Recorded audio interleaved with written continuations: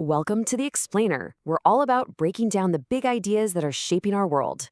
And today, we're diving into something that is absolutely critical for our planet's future. We're talking about energy storage. Okay, so we all love renewables, right? Solar, wind, they're fantastic. But they've got this one big fundamental challenge. They're flaky. They're intermittent. They don't just produce power 24/7. So you gotta ask, what happens when the sun sets on that massive solar farm? Or the wind just stops blowing? Right, that's the big question. How do we create a stable, reliable grid using sources that are, inherently unstable? Well, the answer is actually pretty simple in concept. You have to save that energy for a rainy day, or, a calm or a dark day. And look at this number.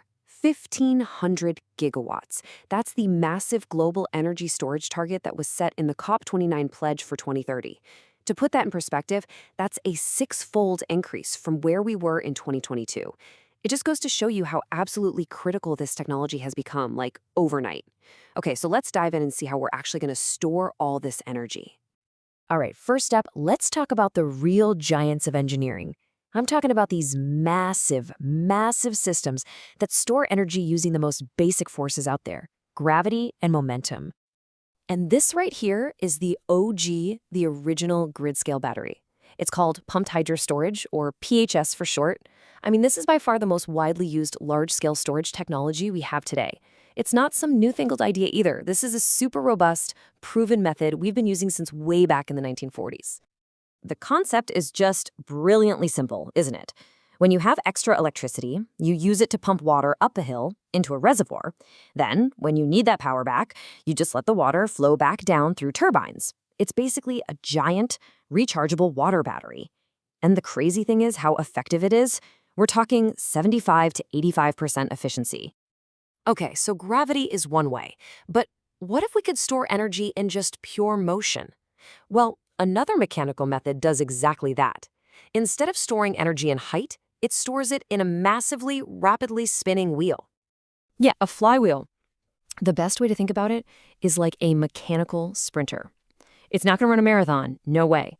But it can deliver these huge bursts of power in milliseconds, and that makes it absolutely perfect for stabilizing the grid, When there's sudden spikes or dips, the flywheel kicks in instantly and keeps everything in balance. Okay, so we've seen these incredible, massive mechanical systems. But now, let's switch gears and talk about the chemical powerhouses that are truly reshaping the entire energy landscape. Of course, I'm talking about batteries. And this is what the modern energy storage revolution actually looks like on the ground. These are battery energy storage systems. We call them BESS. And honestly, they are being rolled out at a scale that is just breathtaking all across the globe. So what's driving this? Well, a huge part of it is the EV revolution. All that work on electric cars has caused a dramatic drop in battery manufacturing costs, especially out of China. And because of that, lithium-ion tech has become the absolute go-to for grid-scale storage. It's scalable, it's super efficient, and most importantly, that price tag has just plummeted, making these massive projects totally viable for the first time ever. And listen, we are not talking about a few batteries in a shed. These things are colossal power plants in their own right. Just take a look at the Moss Landing facility in California. It's one of the biggest in the world. It can power hundreds of thousands of homes and basically stabilize the grid for an entire region. It's just huge. So when you put them side by side like this, it becomes really clear there's no single best solution, right? It's not a competition. Each one of these technologies has its own superpowers. And a truly stable grid of the future, it's going to need a mix of all of them, each playing to their own strengths. You need the long-duration marathon runner like pumped hydro, and you also need that lightning-fast sprint from a flywheel. Okay, so we've seen the tech. Now let's zoom out a bit. What does a world with all this energy storage actually look like? What does it change? This quote really gets to the heart of it. Breaking the synchronization. What does that mean? Well, for the entire history of electricity, we've had to use power the instant it was generated. There was no pause button. But now we can capture it. We can hold on to it. And then we can release it exactly when we need it most, or when it's most valuable. That simple change, it changes absolutely everything.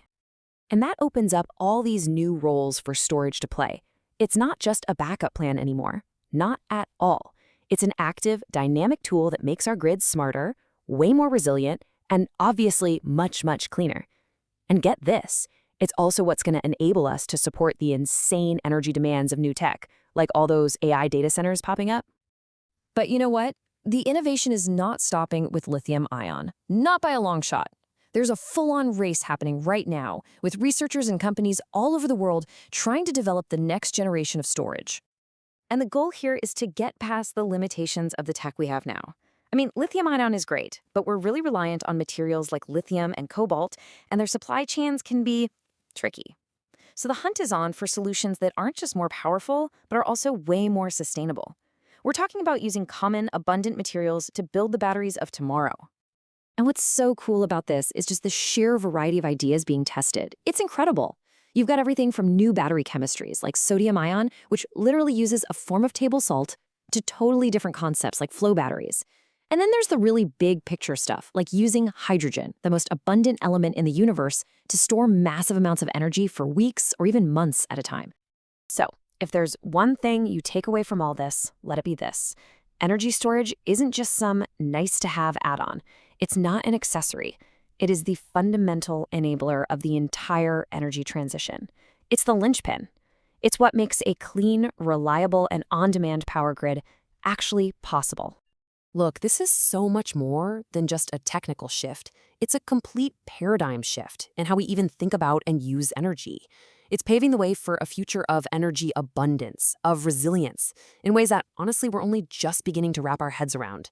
It really makes you wonder, with energy stored everywhere, from giant caves to our cars to our homes, what does a truly on-demand world even look like?